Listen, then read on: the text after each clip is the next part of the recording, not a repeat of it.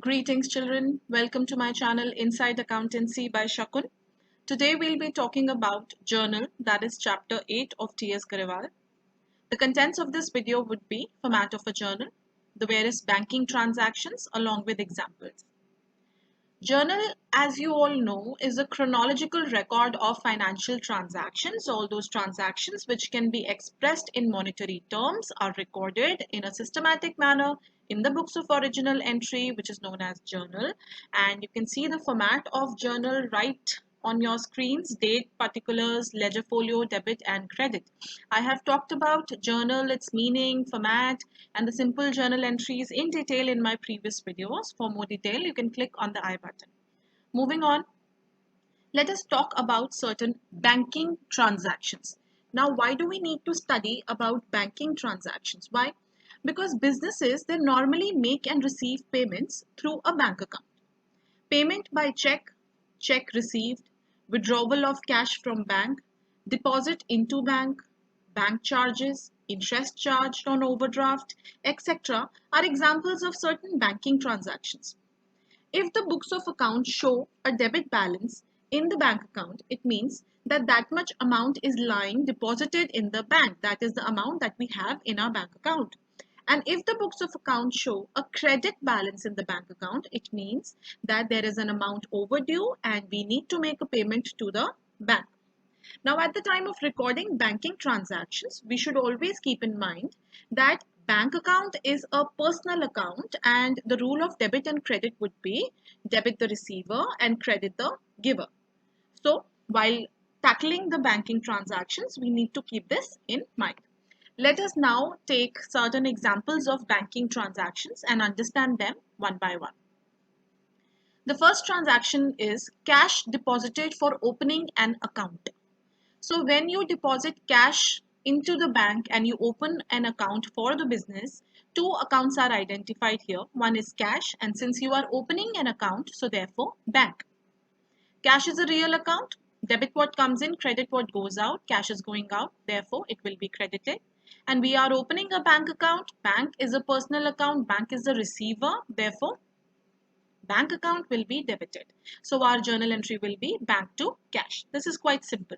Moving on, cash withdrawn from bank for office use. Now you need to understand that why the cash was withdrawn. Since it is for office use, that means in the business the cash is coming in. The two accounts identified are cash and bank. So cash is coming in the business, therefore it should be debited being a real account, and bank is the giver. It's a personal account, bank is the giver because we are withdrawing money from the bank, therefore bank should be credited. So cash account DR to bank account. Moving on, cash withdrawn from bank for personal use. Earlier we talked about official use, now it is personal use. Personal use, as the moment you read the word personal use, it should come to your mind that these are the drawings made by the proprietor. Drawings is a nominal account, it is an expense, therefore it is debited. And bank is a personal account, and since we are withdrawing money from the bank, bank is the giver, therefore it is credited. So drawings account DR to bank account. Moving on, payment by check to a creditor Raj 40,000. Now since Raj is a personal account and is the receiver, therefore Raj is debited. And since the payment is made by check, bank being a personal account, the giver is credited. Therefore our journal entry is Raj to bank. These are very simple transactions, so I'm like doing them a little with a little speed. Moving on, payment made by draft to a creditor Raj, and bank charges also are given. Now, whenever the word draft or check is written, it means we are making the payment through bank. Now, draft, by reading the word draft, we know that the payment is made through bank. Bank is the giver, so therefore should be credited. And Raj, we are making a payment to Raj. He is the receiver, so he should be debited. And we are also paying bank charges, which is a nominal account, an expense for us, therefore debited. So this is a compound journal entry where Raj is debited with the amount that he is receiving. Bank charges are debited with the amount of expense, and to bank total 22,000 is credited.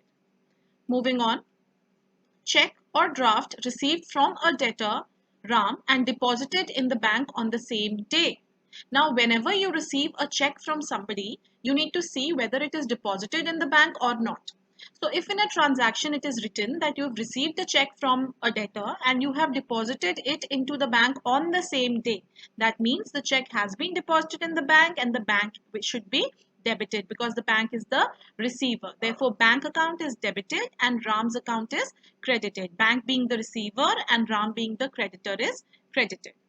Moving on, if in the same transaction Moving on, if in the same transaction it's written checks or draft received from a debtor Rahul not deposited in the bank on the same day. So you have received a check from somebody but you have not deposited the check into bank on the same day.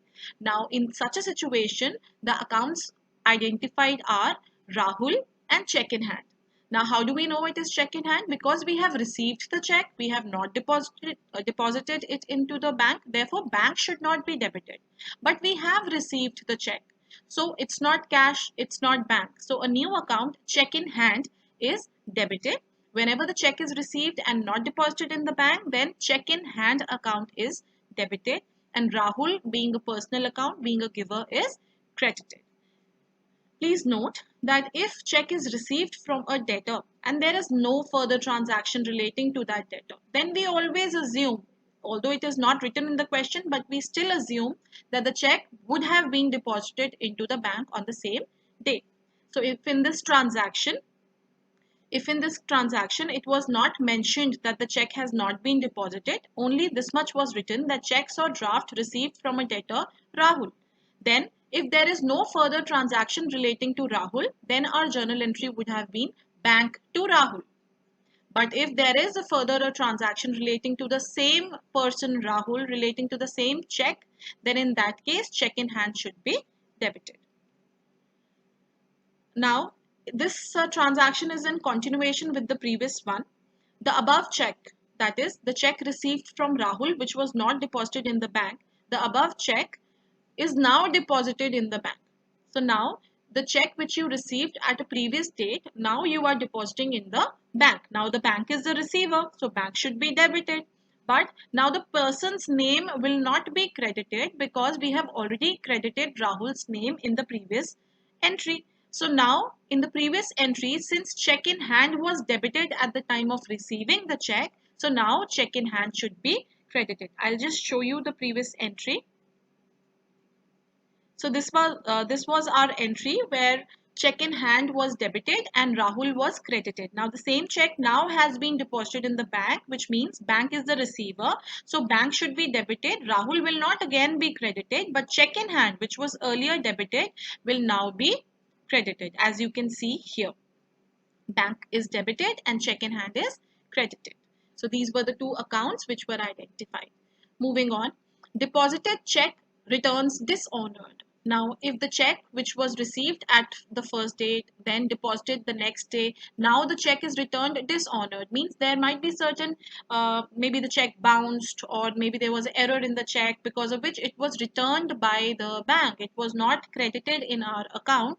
So if the check returns dishonored, then which are the accounts to be identified? By reading dishonored, you should understand that now the check is dishonored, you need to make a payment to the bank now. And secondly, Rahul will again become your debtor because Rahul was your debtor. You had credited your debtor showing that the payment was made, but now the check is dishonored. Therefore, Rahul will again become the debtor and bank will become our creditor because we need to make a payment to the bank. So Rahul is debited and bank is credited. Now these transactions can be better understood if we look at them together. So I've just written all these transactions all together.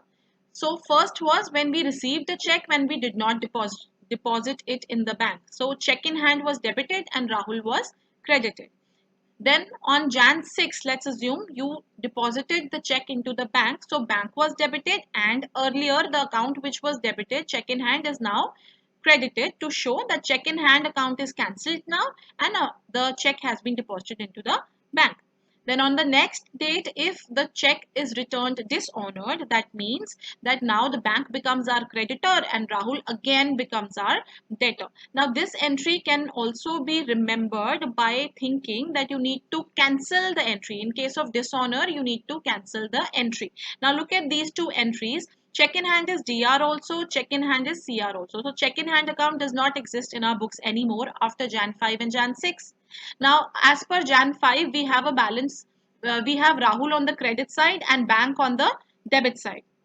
Now, in Jan 7 entry, we are just going to reverse it and show Rahul on the debit side and bank on the credit side. Now, this does not have any logic. That is simply for you to understand that you need to reverse the entry. Since Rahul was on the CR side, we have debited it. And since bank was on the DR side, we have credited it.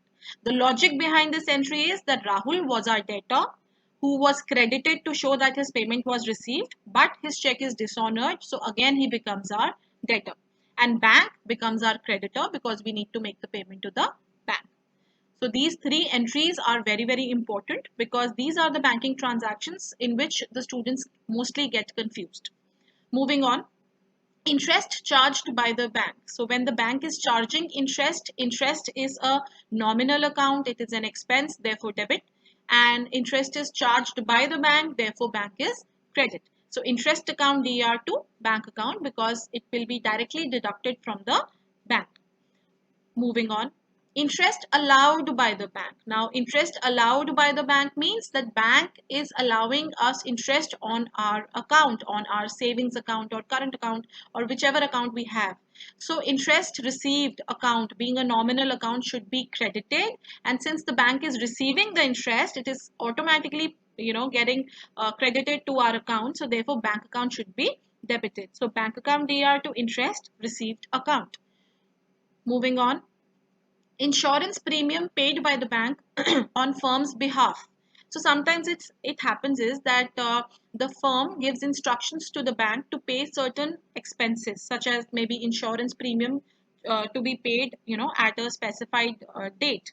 So if the insurance premium is paid by the bank, insurance premium for the business is an expense, therefore it should be debited, and since it is paid by the bank, bank is the giver, so bank account should be credited. The next transaction is dividend or any other dues collected by the bank on firm's behalf, let's say 1,000. So dividend or any other dues, there might be certain instructions given by the firm to the bank to collect certain dues or dividend for the firm on its behalf. Now, it may be a possibility that the firm has made investment in the shares of certain companies on which it receives dividend. That dividend may be collected by the bank on behalf of the firm. So when the dividend is collected by the firm, in that case, again, the identified accounts are dividend, which being a nominal account and income is credited, and bank account, since this bank is the receiver, a personal account, therefore bank is debited. So our entry will be bank account DR to dividend account.